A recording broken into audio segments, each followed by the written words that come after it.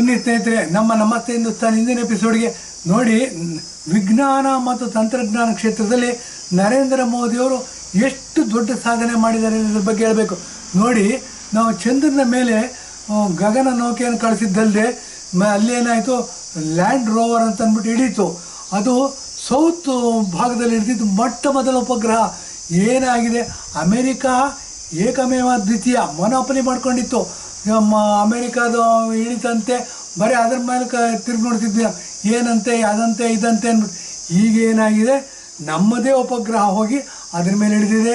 ನಾವೇ ಸಂಶೋಧನೆಗಳನ್ನ ಮಾಡ್ತಾಯಿದ್ದೀವಿ. ಮತ್ತು ನಾವು ಸಹ ವರ್ಲ್ಡ್ ಲೀಡರ್ಸಲ್ಲಿ ಒಂದಾಗಿದ್ವಿ. ವಿಶ್ವಗುರು ಆಗಬೇಕು ಅಂತ ಹೊರಟಿದ್ವಿ.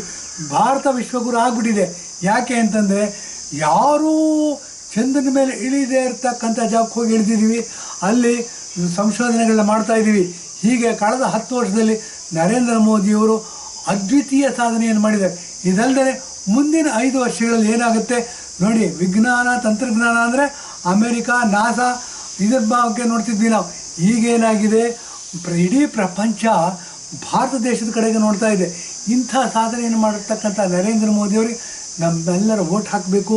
ಇಲ್ಲ ಅಂದರೆ ನಮಗೆ ನಾವೇ ಮೋಸ ಮಾಡ್ಕೊಂಡಂಗೆ, ನಮ್ಮ ಬೆನ್ನಿಗೆ ನಾವೇ ಚೂರಿ ಹಾಕೊಂಡಂಗೆ.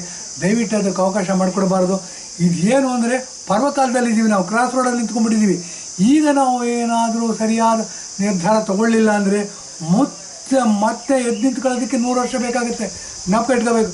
ಆ ದೃಷ್ಟಿಯಿಂದ ಬನ್ನಿ, ಎಲ್ಲರೂ ಜಾಗರೂಕರಾಗೋಣ.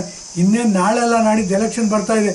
ನಾವೆಲ್ಲ ಜಾಗರೂಕರಾಗಿ ನರೇಂದ್ರ ಮೋದಿಯವರಿಗೆ ವೋಟ್ ಹಾಕೋಣ ಅಂತ ಹೇಳಿ ಇಂದಿನ ಎಪಿಸೋಡ್ ಮುಗಿಸ್ತಾ ಇದ್ದೀನಿ. ಧನ್ಯವಾದ, ನಮಸ್ಕಾರ.